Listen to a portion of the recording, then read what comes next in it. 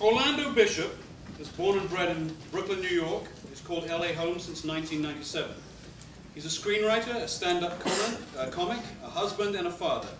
Returning to Rant and Rave to talk to us about something other than his vasectomy, ladies and gentlemen, Orlando Bishop.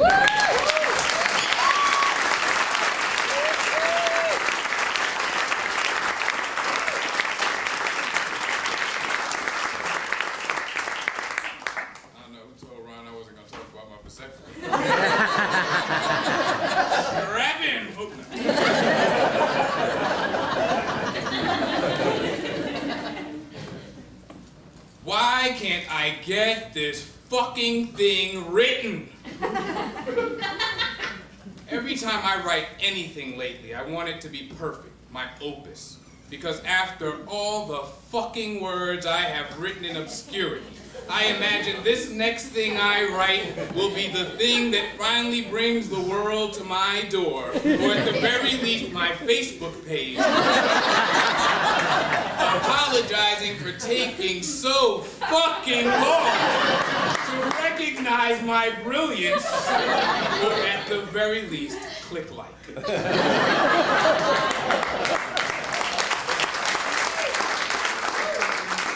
God damn it, I was supposed to be huge by now!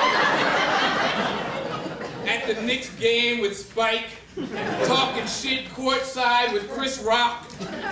By now, I was supposed to be flying nothing but first class.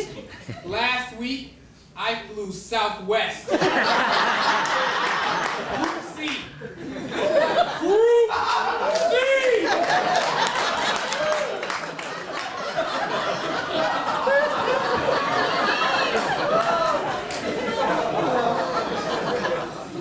Let's be real, most of you hadn't heard of me before Ron introduced me. And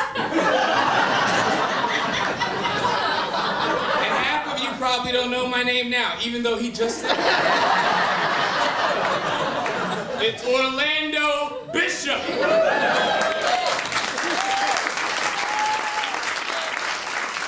I resent having to tell you that. By now, I was supposed to be that motherfucker who walks into a soundtrack of murmurs of, oh my God, look, it's Orlando Bishop. Insert name of blockbuster, here's my favorite movie of all time. And wow, he's even better looking in this. Shut up.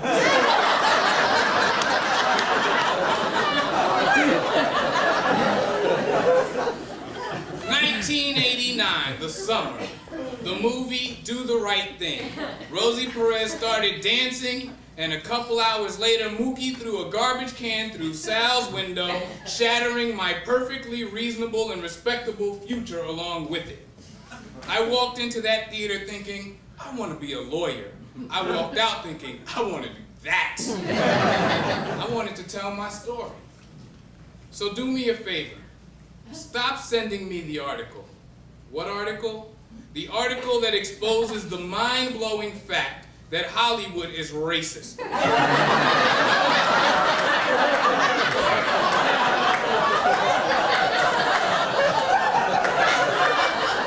Well, to be precise, the article doesn't say that Hollywood is racist, just that black people are woefully underrepresented, which as a woefully underrepresented person who has spent more than a decade out here trying to represent is truly splitting hairs. Nappy hairs at that. Please, I'm begging you, stop sending me that article! I will have been in LA 15 years come August, and I have read that motherfucking article every year since I got here. And no matter how many times I've read it, there's never any mention of the family that is nearly destroyed by years of frustration. There's never any mention of the brother who, after working himself to sheer exhaustion, has to endure the murmurs of family and friends who conclude that he is just not a provider. There's never a paragraph about the son who got a call in 2001 from his sister telling him that their father was dead and how he repeatedly sobbed into his wife's shoulder, "I took too long." And he was taking too long. So I had to find a way to make a steady living, something I believed in, and I found it. Consulting, more specifically personal performance coaching. That's what I do with Align Performance. Every day, I help people tell their stories. Oh, they may not tell them the way I do, but they're out there creating the stories of new businesses launched and potential realized and lives brought into balance. It strikes me that I'm uniquely qualified to help people move past their stories of fear and frustration and resentment and failure. As we write new stories together, I find myself reminded of lyrics taught to me by my mother. This is my story, this is my song. Because when they say I'm tired, I can say, I know. And when they say, I feel like a disappointment, I can say, I know. And when they say, I can't even see how to get from where I am to where I want to go, I can tell them that before I got to LA, before I made it to USC's film school's producing program, I had to make it out of Ridgefield, Utah.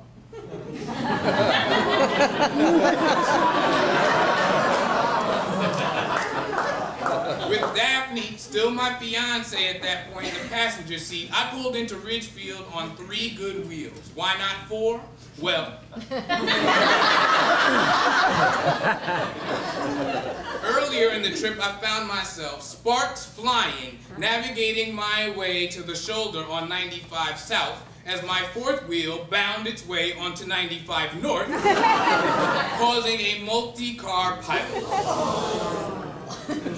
In the interest of time, I will just say that you always want to make sure your cotter pin is in.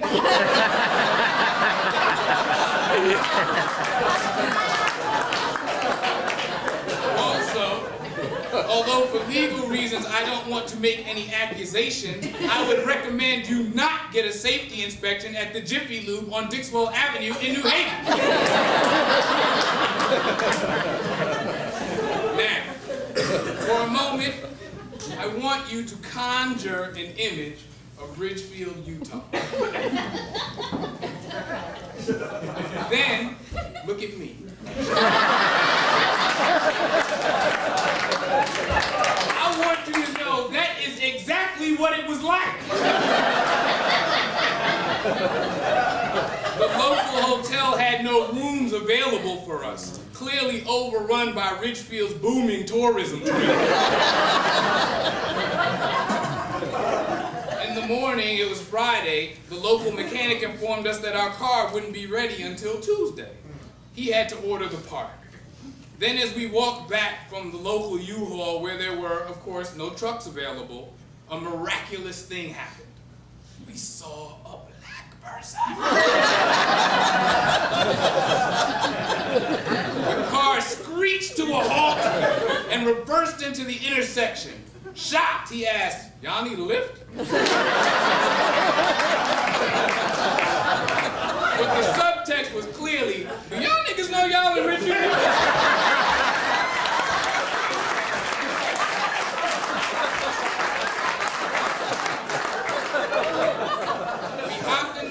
Recounted our dilemma to one of 2 black people who lived in Ridgefield. The other was his brother. When we arrived at the mechanic's garage, our new friend spent 2 minutes in the back office, and the mechanic suddenly realized our car could be ready in the morning. I guess that part shipped faster than expected. As we hung out at his house, our friend told us his story, that he'd followed his college sweetheart back to her hometown. Then he asked Daphne, "Do you know how to braid hair?" She did. He was relieved. For as we looked down at his adorable daughter, it was clear that though love may conquer all, it will not teach you how to comb black hair.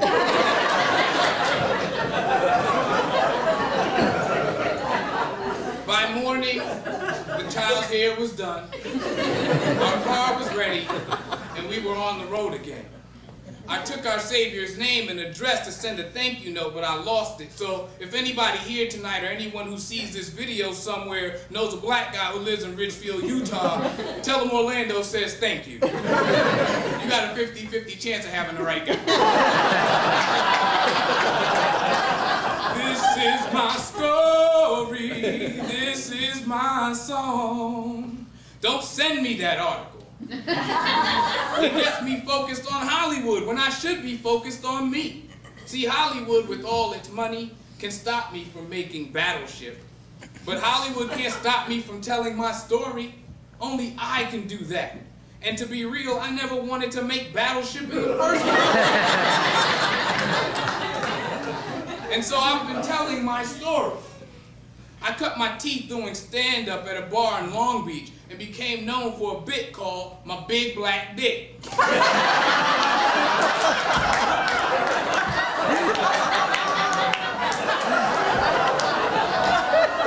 joke was that I spent 5 minutes talking about how I was an intelligent black comic and that I wasn't going to tell jokes about my big black dick. You would be amazed to know how many times I can use the phrase my big black dick in a bit about not talking about my big black dick. You're probably amazed how many times I use my big black dick in that paragraph. Anyway, some regulars loved that bit so much, they decided to create a very special Christmas ornament in my honor. Now, is that ornament the Christmas spirit? I don't know.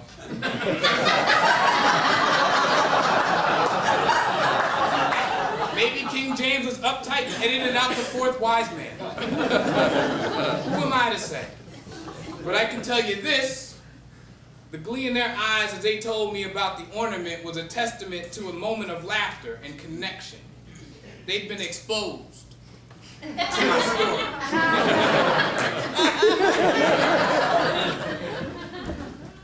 I need to tell my story because I need somebody somewhere to understand that somebody somewhere understands. I need to hear from that nurse in Brooklyn who read my piece about my moment when, beset by grief over the loss of my father, I sat in my garage and decided whether to write my unhappily ever after. I needed her to let me know that my story had brought a little light into her darkness, that I wasn't alone, and she wasn't alone, and that couple in Long Beach wasn't alone, even as chestnuts roasted on an open fire and a big black dick hung from the tree. This is my story. This is my song. So thank you all for allowing me to say to somebody somewhere, I know. Thank you for allowing me to tell somebody somewhere who has yet to get their career on track, keep telling your story. Thank you for allowing me to tell somebody somewhere who has yet to create the relationship of their dreams, keep singing your song.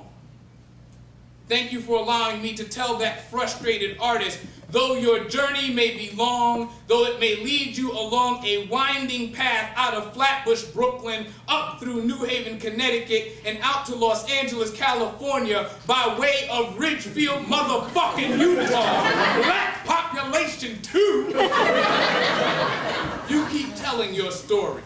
You keep singing your song. Because there might be a nurse in Brooklyn who is looking for more than entertainment. This is my story. This is my song.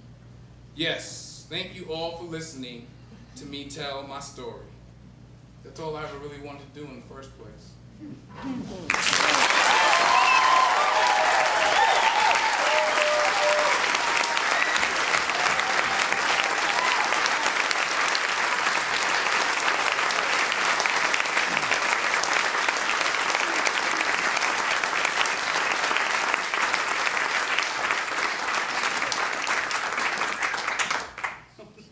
I don't think that gig with the Utah Tourist Board is going to come through.